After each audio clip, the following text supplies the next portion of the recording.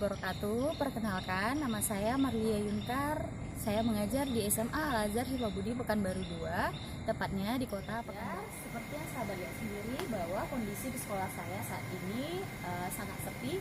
Ini diakibatkan karena pandemi yang terjadi di negara kita saat ini. Bisa sahabat lihat, dengan keadaan seperti ini, maka kita sebagai guru wajib ataupun dituntut untuk belajar di rumah atau secara daring. Nah, berikut saya akan menunjukkan bagaimana cara saya mengajar di rumah dengan menggunakan portal Rumah Belajar yang merupakan produk dari Pusdatin Kemendikbud. Berikut saya belajar. Di sini saya akan menjelaskan bagaimana cara saya mengajar dalam proses daring atau non tatap muka. Di sini saya menggunakan mode pembelajaran problem based learning atau disebut dengan PBL. Nah, pada PBL ini memang mendorong siswa untuk melalui berbagai permasalahan di dunia nyata yang diintegrasikan ke dalam kehidupan sehari-hari. Nah, biasanya fokusnya kalau PBL ini yaitu bagaimana siswa mengidentifikasi isu pembelajaran dan kemudian mencari alternatif penyelesaian. Adapun sintak proses pembelajaran dari PBL ini yaitu mengorientasi peserta didik pada suatu masalah. Nah, karena materi saya nanti adalah puisi, maka otomatis nanti menemukan materinya di sumber belajar. Selanjutnya mengorganisasikan kegiatan pembelajaran, membimbing penyelidikan mandiri, kemudian mengembangkan, dan yang terakhir adalah menganalisis dan juga mengevaluasi. Nah, selanjutnya aplikasi yang saya gunakan yaitu aplikasi WhatsApp, kemudian Google Classroom, dan juga sumber Rumah Belajar. Nah, di sini aplikasi dari WhatsApp ini berguna untuk membagikan barcode kode dalam Google Classroom. Selanjutnya proses pembelajaran pun dilakukan dengan Google Classroom. Kita dapat menggunakan Google Classroom. Nah, tampilannya seperti ini. Nah, kita bisa memilih kelas salah satunya.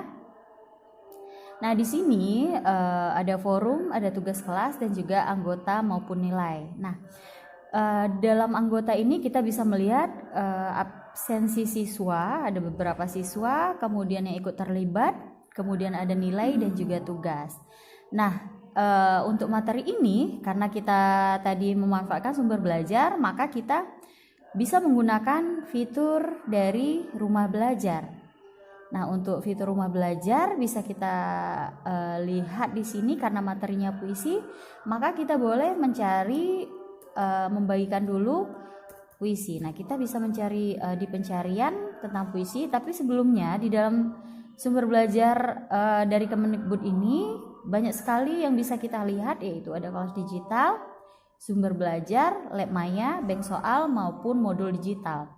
Nah, ini tergantung dari apa keperluan dari kita sendiri dalam proses belajar mengajar.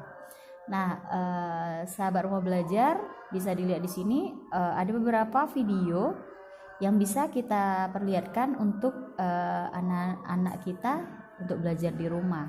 Nah, lengkap sekali materi di sumber belajar ini.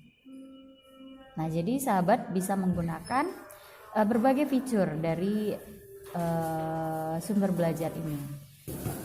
Nah, itu dia sahabat Rumah Belajar. Nah, selanjutnya dalam proses analisis dan juga evaluasi bisa kita gunakan yaitu menggunakan Google Classroom. Jadi nanti di Google Classroom ini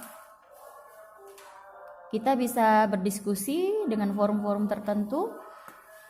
Nah, jadi pembahasan apa saja bisa kita bahas di sini. Nah, itu dia penggunaan dari Google Classroom dan juga sumber belajar. Bagaimana tadi sistem cara saya mengajar dengan sistem daring atau non tatap muka. Nah, di sini alasan saya mengapa menggunakan dari portal Rumah Belajar karena selain aksesnya mudah, kemudian fitur-fitur yang terdapat dalam portal Rumah Belajar ini sangat lengkap. Nah, kita bisa mencari sumber belajar dari tahapan PAUD hingga SMA. Nah, khusus karena saya mengajarnya SMA, di sini sangat memudahkan sekali ketika kita membagikan video ataupun media-media pembelajaran yang lain. Nah, itulah dia alasan mengapa saya sangat merekomendasikan dari portal Rumah Belajar ini. Nah, adapun dari portal Rumah Belajar ini, belajar di mana saja, kapan saja, dengan siapa saja. Sekian dulu video dari saya. Akhir kata, apabila ada kesalahan saya mohon maaf. Wabillahi taufiq wal hidayah. Assalamualaikum warahmatullahi wabarakatuh.